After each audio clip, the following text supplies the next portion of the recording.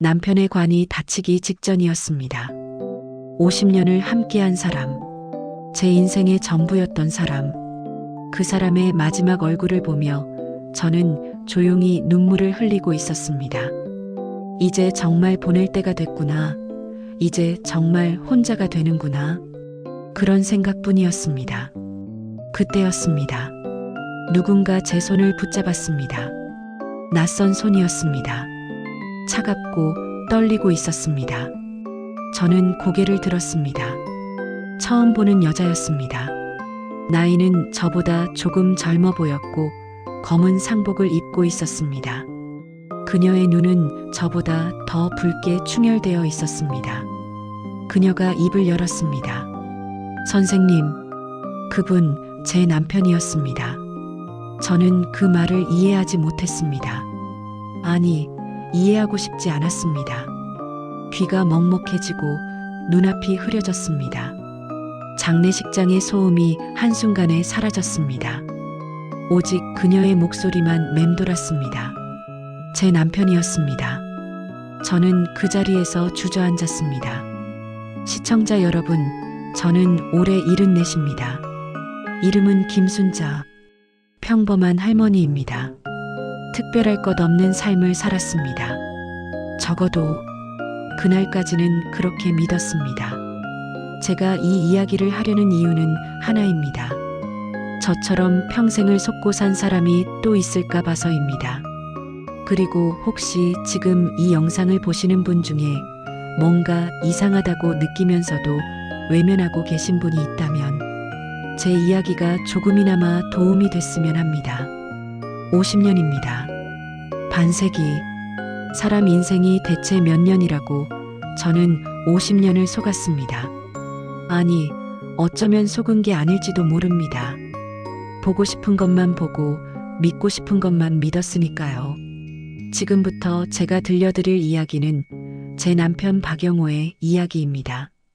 아니, 정확히 말하면 제가 알았던 박영호와 제가 몰랐던 그 남자의 이야기입니다. 1974년 봄이었습니다. 저는 24, 시골에서 올라온 지 3년 된 서울살이 처녀였습니다. 봉제 공장에서 일하며 작은 월급을 고향에 보내고 남은 돈으로 야간 학교를 다녔습니다. 배움에 대한 열망이 있었거든요. 그때 영호 씨를 만났습니다. 그는 같은 공장에 자재를 납품하러 오는 사람이었습니다. 말수가 적고 웃음이 거의 없는 사람이었습니다. 하지만 눈빛이 깊었습니다. 저는 그 눈빛에서 뭔가 신뢰할 수 있는 무언가를 느꼈습니다. 돌이켜보면 그때부터 이미 저는 보고 싶은 것만 보고 있었는지도 모릅니다. 영호 씨는 저에게 먼저 다가왔습니다. 점심시간에 김밥을 건네고 퇴근 후에 버스 정류장까지 바래다주고 특별한 말은 없었습니다. 그냥 묵묵히 곁에 있었습니다. 1년쯤 그렇게 지내다가 어느 날 그가 말했습니다. 나랑 살래요? 프로포즈라고 하기엔 너무 담백했습니다. 하지만 저는 그게 좋았습니다. 화려한 말보다 행동으로 보여주는 사람이라고 생각했으니까요. 우리는 1975년 가을에 결혼했습니다. 작은 전셋집에서 시작했습니다. 그의 가족은 아무도 결혼식에 오지 않았습니다. 이유를 물었더니 그는 고아라고 했습니다. 부모님은 일찍 돌아가셨고 형제도 없다고요. 저는 그 말을 의심하지 않았습니다. 오히려 더 안쓰럽고 더 사랑해야겠다고 생각했습니다.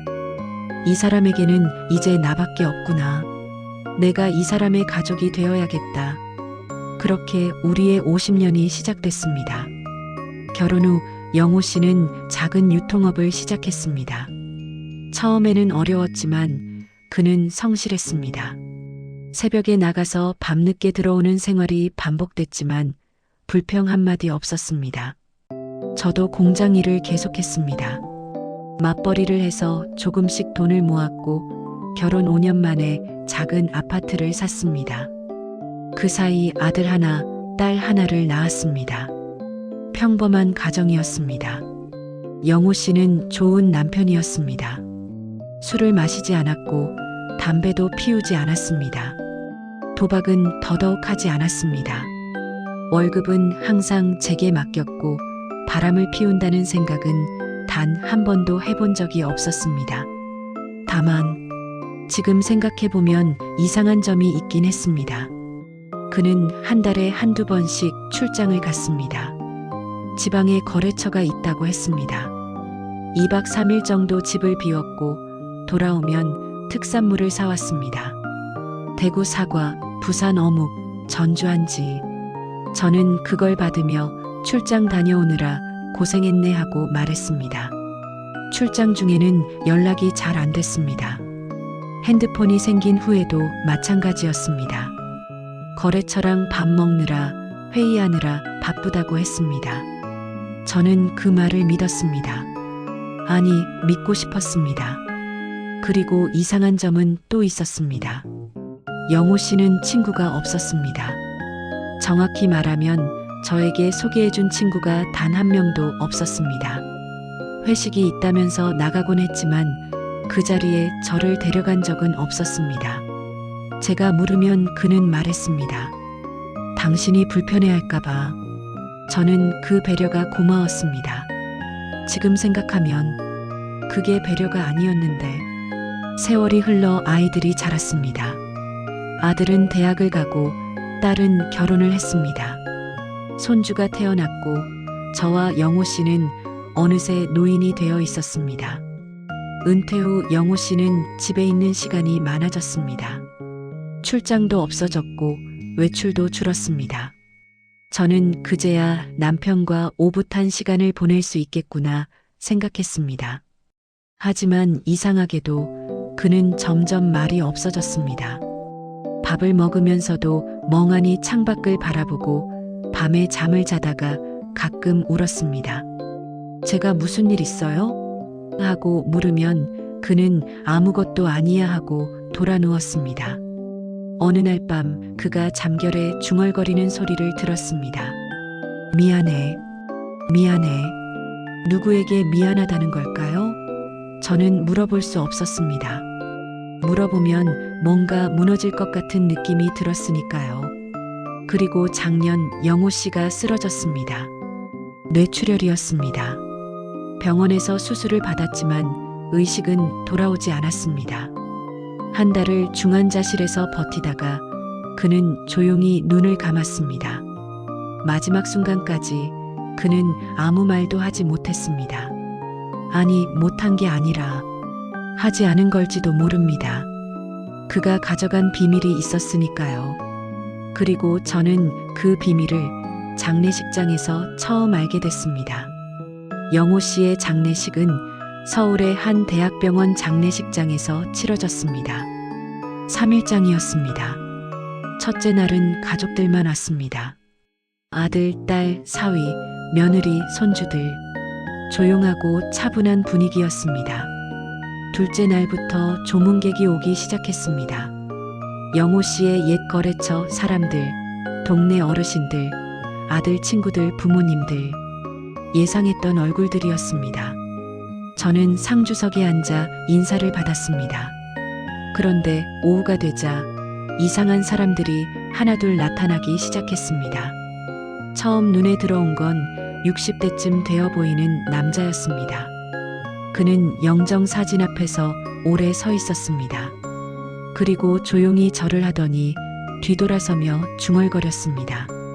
형, 결국 여기까지 왔구나. 형? 영호 씨는 고아였습니다. 형제가 없다고 했습니다. 제가 다가가 실례지만 누구시죠? 하고 물었습니다. 그 남자는 당황한 표정을 짓더니 아닙니다. 옛날에 잠깐 일했던 곳 후배입니다 하고 급히 자리를 떴습니다. 그 뒤로도 이상한 일은 계속됐습니다. 한 50대 여자가 와서 부의금을 내며 말했습니다. 영호 선생님 덕분에 저희 아이가 대학까지 갔습니다. 저는 모르는 이야기였습니다. 영호 씨가 누구를 도와줬다는 말을 들은 적이 없었거든요.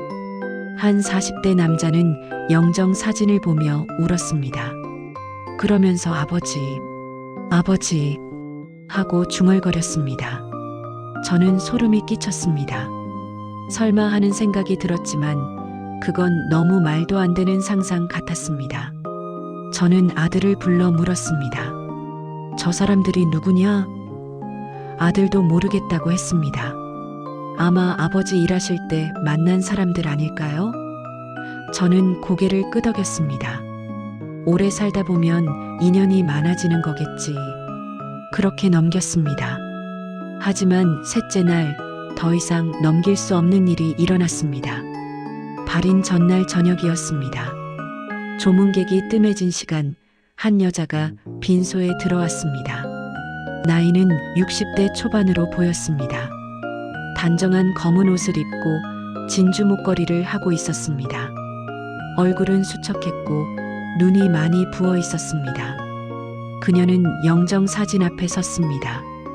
한참을 서서 바라보더니 갑자기 무릎을 꿇었습니다. 여보, 나야 여보. 저는 귀를 의심했습니다. 여보, 방금 저 여자가 제 남편을 여보라고 불렀습니까? 그녀는 계속 울면서 말했습니다. 왜 이렇게 됐어? 우리 만나기로 했잖아. 병원에 있다는 거 나도 몰랐어. 왜 연락을 안 했어? 저는 자리에서 일어났습니다. 다리가 떨렸습니다. 심장이 터질 것 같았습니다. 그 여자에게 다가가려는데 아들이 저를 붙잡았습니다. 엄마, 잠깐만요. 아들의 표정도 굳어 있었습니다. 그 여자가 고개를 들었습니다. 저와 눈이 마주쳤습니다. 그녀의 눈에 공포가 스쳤습니다. 그리고 다음 순간 그녀는 벌떡 일어나 빈소를 빠져나갔습니다. 저는 쫓아가려 했지만 다리에 힘이 들어가지 않았습니다. 그 자리에 주저앉아 울 수밖에 없었습니다.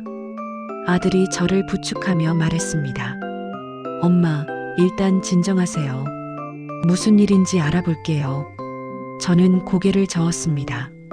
알아보지 마. 알고 싶지 않아. 하지만 그건 거짓말이었습니다. 저는 이미 알고 싶어 미칠 것 같았습니다. 50년 동안 대체 무슨 일이 있었던 건지, 그 남자가 누구였던 건지. 다음 날 아침 발인이 시작됐습니다. 저는 밤새 한숨도 못 잤지만 어쨌든 상주의 자리를 지켜야 했습니다. 마지막으로 관을 닫기 전 저는 영호 씨의 얼굴을 바라봤습니다. 50년을 함께 산 얼굴, 익숙하다고 생각했던 얼굴. 하지만 그 순간 처음 보는 사람 같았습니다. 이 사람이 대체 누구였던 걸까? 관이 닫히려는 순간이었습니다. 누군가 잠깐만요 하고 외쳤습니다. 사람들이 뒤를 돌아봤습니다. 한 여자가 빈소 입구에 서 있었습니다. 어젯밤 그 여자가 아니었습니다.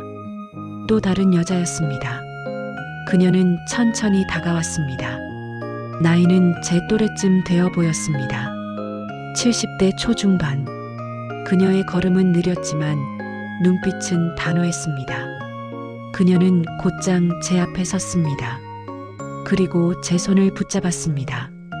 선생님, 그분 제 남편이었습니다. 저는 아무 말도 할 수 없었습니다. 눈앞이 깜깜해졌습니다. 귀에서 윙 하는 소리가 났습니다.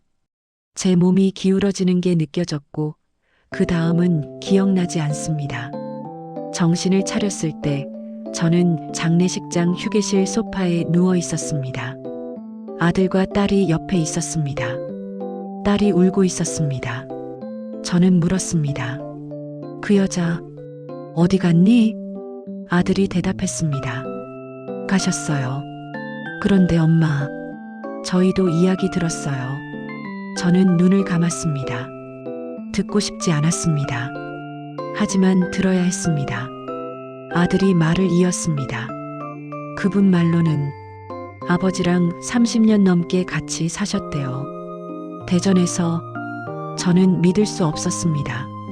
아니, 믿고 싶지 않았습니다. 하지만 그 여자가 남기고 간 이야기는 너무나 구체적이었습니다. 아들이 전해준 내용은 이랬습니다. 그 여자의 이름은 최정희. 나이는 저보다 한 살 어린 73세. 대전 출신으로 1985년에 박영호라는 남자와 결혼했다고 합니다. 당시 영호 씨 나이 38. 우리가 결혼한 지 10년이 된 해였습니다. 정희 씨의 말에 따르면 영호 씨는 자신을 서울에서 사업하는 호랍이라고 소개했다고 합니다. 아내와 일찍 사별했고 외로웠다고. 정희 씨는 그 말을 믿었고 두 사람은 대전에서 조용히 결혼식을 올렸다고 합니다. 그리고 그들 사이에는 자식이 있었습니다. 아들 하나. 이름은 박준호. 올해 나이 38. 장례식장에 와서 아버지라고 울었던 그 남자가 바로 그였습니다. 저는 온몸에 힘이 빠졌습니다. 50년 동안 저와 함께 살았던 남자가 동시에 30년 동안 다른 여자와 살았다니, 그것도 자식까지 낳아서. 그의 출장이 생각났습니다. 한 달에 한두 번 2박 3일씩 집을 비웠던 그 출장. 그게 출장이 아니었던 겁니다. 그건 또 다른 가정으로 가는 길이었습니다. 저는 분노했습니다. 50년입니다. 반세기를 속았습니다. 그 세월 동안 저는 무엇이었습니까? 바보였습니까? 아니면 편리한 가정부였습니까? 새벽에 출근하고 밤늦게 돌아오는 남편을 걱정하며 따뜻한 밥을 차려놓았습니다. 출장 간다면서 떠나는 남편 옷을 챙겨주고 건강 조심하라고 당부했습니다. 돌아오면 지친 것 같아서 안마를 해주고 좋아하는 반찬을 만들어줬습니다. 그게 다 무슨 소용이었습니까? 그 시간에 그는 다른 여자와 함께 있었습니다. 다른 가정에서 다른 아이를 키우고 있었습니다. 제가 그를 걱정하는 동안 그는 다른 여자의 품에 안겨 있었습니다. 저는 너무 분해서 울 수도 없었습니다. 가슴이 찢어지는 것 같았습니다. 숨이 막혔습니다. 그런데 더 충격적인 건 그 다음이었습니다. 장례식이 끝나고 집에 돌아왔습니다. 저는 아무것도 할 수 없었습니다. 그냥 방에 누워 천장만 바라봤습니다. 밥도 먹지 못했고 잠도 오지 않았습니다. 그렇게 이틀이 지났습니다. 셋째 날 아들이 찾아왔습니다. 아들의 표정이 심상치 않았습니다. 뭔가 더 할 말이 있는 얼굴이었습니다. 아들이 말했습니다. 엄마 앉아보세요. 드릴 말씀이 있어요. 저는 벌써 가슴이 철렁 내려앉았습니다. 또 뭐가 있니? 아들이 한숨을 쉬더니 입을 열었습니다. 대전 그분, 정희 씨요. 그분한테서 연락이 왔어요. 그런데 뭐? 아들이 저를 바라봤습니다. 눈에 눈물이 고여 있었습니다. 아버지한테 또 다른 여자가 있었대요. 저는 귀를 의심했습니다. 뭐라고? 장례식장에 왔던 그 여자요. 어젯밤에 여보라고 불렀던 그분. 그분이 정희 씨한테 연락을 했대요. 자기도 아버지랑 15년을 함께 살았다고. 저는 그 자리에서 웃음이 나왔습니다. 미친 사람처럼. 하하하. 웃음이 멈추지 않았습니다. 50년을 함께 산 아내가 저, 30년을 함께 산 아내가 정희 씨, 그리고 15년을 함께 산 또 다른 여자. 그 남자는 세 가정을 동시에 꾸리고 있었던 겁니다. 나중에 알게 된 사실입니다. 영호 씨의 시간표가 있었습니다. 월요일부터 수요일은 서울, 저와 함께, 목요일과 금요일은 대전, 정희 씨와 함께, 그리고 주말은 부산의 또 다른 여자와 함께. 그의 출장은 이렇게 굴러가고 있었습니다. 한 달에 대전 2번, 부산 2번, 나머지는 서울. 명절은 돌아가면서 설날은 서울, 추석은 대전, 부산에는 따로 시간을 내서. 어떻게 그게 가능했을까요? 저도 모르겠습니다. 하지만 그는 해냈습니다. 50년 동안 단 한 번도 들키지 않고, 아니, 정확히 말하면 저희가 눈을 감고 있었던 거겠죠. 보고 싶지 않았으니까, 믿고 싶었으니까. 장례식이 끝나고 2주 후 이상한 일이 일어났습니다. 정혜 씨에게서 연락이 왔습니다. 만나고 싶다고. 저는 처음에 거절했습니다.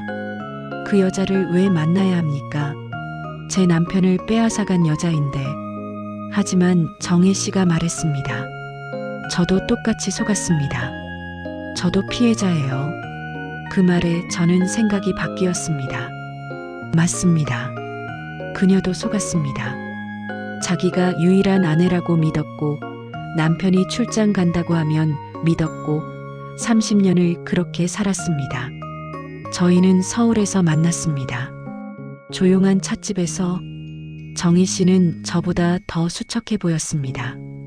눈 밑에 다크서클이 짙었고 볼이 푹 꺼져 있었습니다. 정혜 씨가 말했습니다. 선생님, 저도 지금 미칠 것 같습니다. 저는 고개를 끄덕였습니다. 서로 원망할 수 없었습니다. 서로 미워할 수도 없었습니다. 우리는 둘 다 피해자였으니까요. 그리고 그 자리에 한 사람이 더 왔습니다. 부산의 그 여자. 이름은 한미영. 나이는 62세. 그녀는 15년 전 영호 씨가 59세일 때 만났다고 합니다. 당시 그녀는 이혼녀였고 영호 씨는 자신을 사별한 사업가라고 소개했다고 합니다. 세 여자가 한 테이블에 앉았습니다. 아무도 말이 없었습니다. 무슨 말을 해야 할지 몰랐으니까요. 한참 후 미영 씨가 먼저 입을 열었습니다. 우리 다 바보였네요. 저희는 동시에 웃었습니다. 기가 막힌 웃음이었습니다. 그리고 그 웃음은 곧 울음이 되었습니다. 장례식 후 한 달이 지났습니다. 저는 영호 씨의 유품을 정리하기 시작했습니다. 옷, 책, 서류 하나하나 들여다보는 게 고통스러웠습니다. 이 모든 것 뒤에 거짓이 있었다는 생각에. 그러다 옷장 깊숙이에서 작은 금고를 발견했습니다. 비밀번호가 걸려 있었습니다. 저는 몇 가지 숫자를 시도해 봤습니다. 우리 결혼 기념일. 안 됩니다. 제 생일. 안 됩니다. 아이들 생일. 안 됩니다. 혹시나 해서 영호 씨 생일을 눌렀습니다. 열리지 않았습니다. 그런데 문득 이런 생각이 들었습니다. 그의 진짜 생일이 맞을까? 저는 정혜 씨에게 연락했습니다. 혹시 그분 생일이 언제라고 들으셨어요? 정혜 씨가 대답했습니다. 3월 15일이요. 저는 소름이 끼쳤습니다. 영호 씨가 저에게 말한 생일은 7월 22일이었습니다. 그는 생일마저 다르게 말했던 겁니다. 저는 3월 15일을 눌렀습니다. 금고가 열렸습니다. 금고 안에는 여러 가지가 들어 있었습니다. 먼저 통장 3개. 하나는 제 이름이 들어간 공동명의, 하나는 정혜 씨 이름이 들어간 공동명의, 하나는 미영 씨 이름이 들어간 공동명의. 각각 5천만 원씩 들어 있었습니다. 그리고 봉투 3개. 각각 저희 세 사람의 이름이 적혀 있었습니다. 저는 제 이름이 적힌 봉투를 열었습니다. 편지가 들어 있었습니다. 손으로 쓴 편지. 영호 씨의 글씨였습니다. 저는 떨리는 손으로 그 편지를 읽기 시작했습니다. 영호의 편지 마이너스 첫 번째 아내에게. 순자에게. 이 편지를 읽고 있다면 나는 이미 세상에 없겠지. 그리고 당신은 아마 모든 걸 알게 됐을 거야. 내가 어떤 사람이었는지. 변명하지 않을게. 내가 한 일은 용서받을 수 없는 일이니까. 다만 한 가지만 말하고 싶어. 당신을 사랑하지 않았던 적은 단 하루도 없었어. 그건 진심이야. 나는 어려서부터 무언가가 부족한 사람이었어. 아무리 채워도 채워지지 않는 구멍이 있었어. 당신으로는 충분하지 않았던 게 아니야. 나 자신이 충분하지 않았던 거야. 그렇다고 내 행동이 정당화되는 건 아니지. 알아. 나는 최악의 인간이야. 당신 인생을 망쳤어. 미안해. 평생 미안했어. 잠들기 전마다 당신 얼굴을 떠올렸어. 당신이 나를 믿고 있다는 게 그 믿음이 나를 가장 아프게 했어. 통장에 있는 돈은 당신 거야. 부족하겠지만 남은 생 조금이나마 편하게 살아줘. 다음 생은 없겠지만 만약 있다면 그때는 제대로 살게. 영호. 저는 편지를 읽고 한참을 울었습니다. 분노했습니다. 이런 편지 한 장으로 뭐가 용서됩니까? 50년을 속여놓고 미안하다는 말 한마디로 끝입니까? 하지만 동시에 이상한 감정이 올라왔습니다. 슬픔이었습니다. 이 사람은 평생 이렇게 살았구나.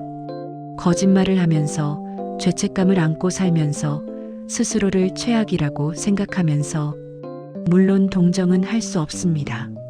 하지만 이해하려고 노력은 해봤습니다. 이해가 되지는 않았지만요. 또 다른 발견 마이너스 과거의 진실.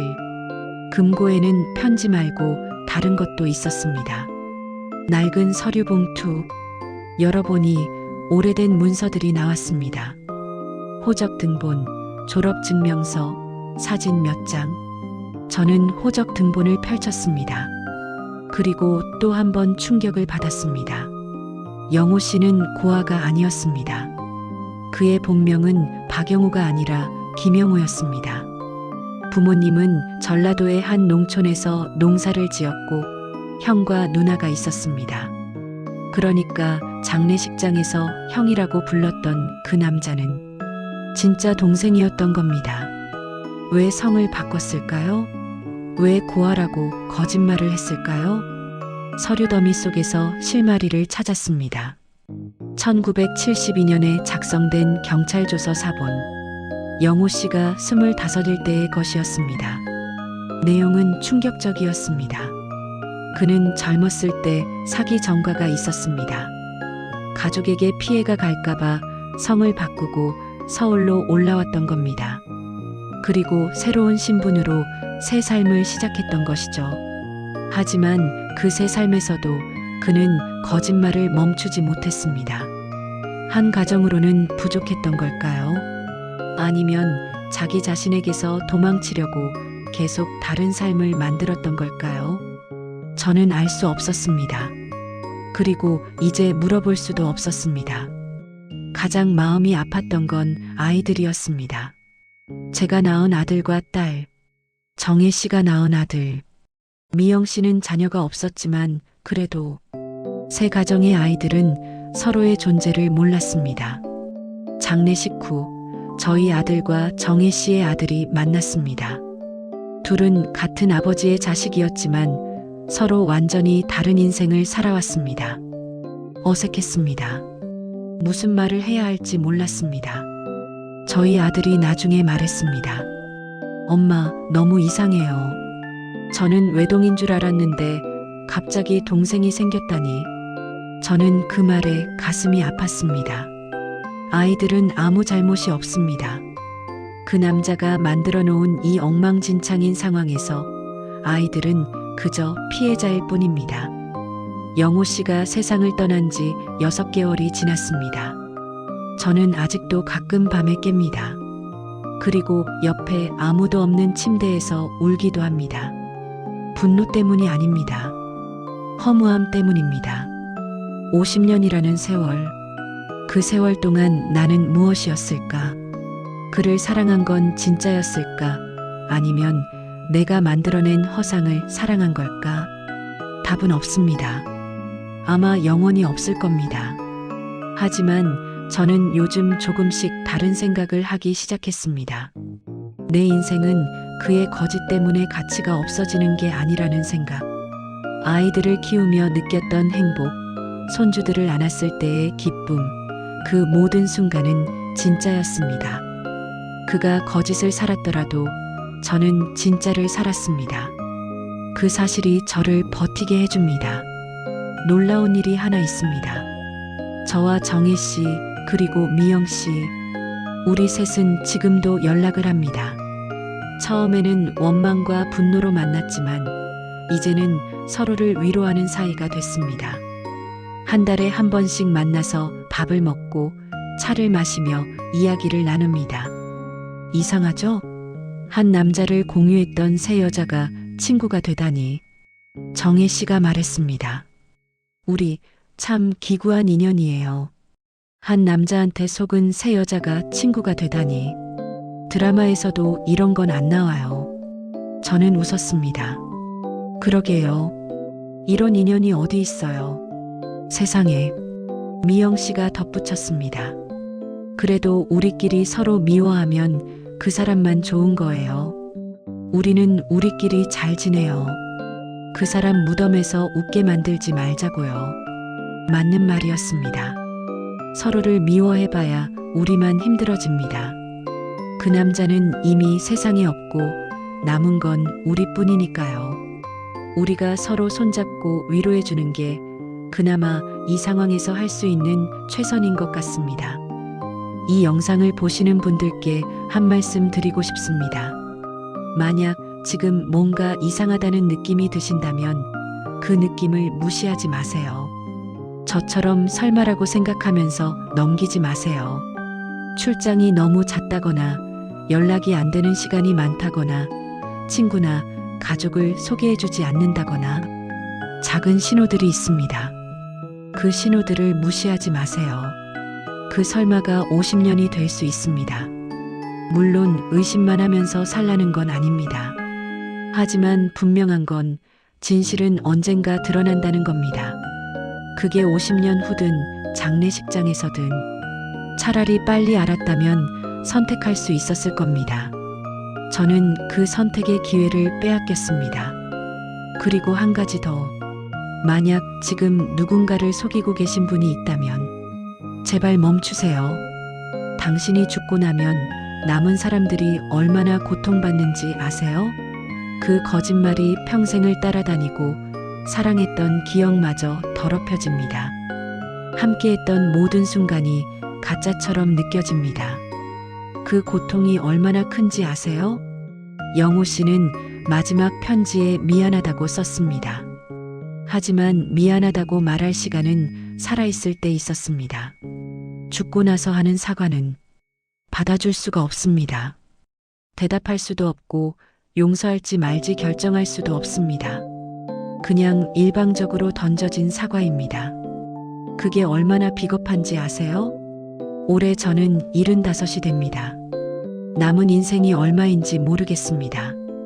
5년일 수도 10년일 수도 더 길 수도 있겠죠. 하지만 저는 남은 시간을 원망 속에 보내고 싶지 않습니다. 분노 속에서 늙어가고 싶지 않습니다. 영호 씨를 용서했냐고요? 솔직히 말하면 모르겠습니다. 용서한 것 같기도 하고 아닌 것 같기도 하고 그냥 더 이상 그 사람 생각에 제 하루를 낭비하고 싶지 않습니다. 그 사람은 이미 갔고 저는 아직 살아있으니까요. 저에게는 아직 아이들이 있고 손주들이 있고 정혜 씨와 미영 씨라는 이상한 친구들이 있습니다. 그걸로 충분합니다. 아니, 충분하다고 믿기로 했습니다.